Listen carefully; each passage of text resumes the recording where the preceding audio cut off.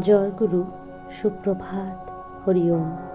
ওম অখণ্ড সংহিতা বা অখণ্ড মণ্ডলেশ্বর শ্রী শ্রীমৎ স্বামী স্বরূপানন্দ পরমহংসদেবের অমৃতময় উপদেশবাণী, পঞ্চম খণ্ড। নাম জপের গূঢ় উদ্দেশ্য।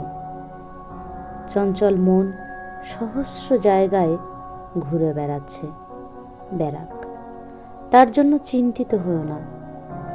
মন যেখানেই যাক, যত কদর্য স্থানেই যাক, ভগবান সব স্থানেই আছেন। মনকে শাসনে আনতে পারছ না, তাতে হতাশার কি আছে?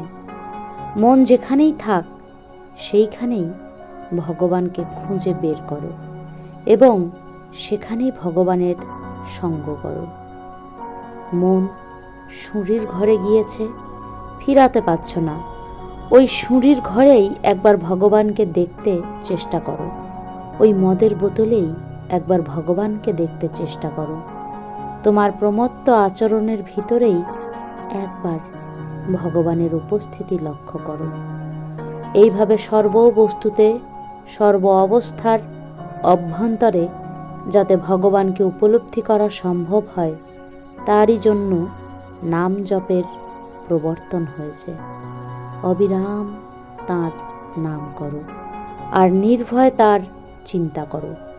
যার মন ভালো মন্দ কোনোখানেই নিমেষের জন্য বসে না, নাম জপের অভ্যাসে তার মন ভালোতেই হোক আর মন্দতেই হোক কিছুক্ষণ বসার শক্তি পাবে।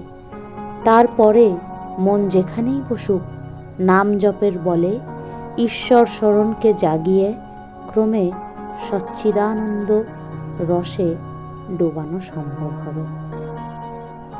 হরি ওম।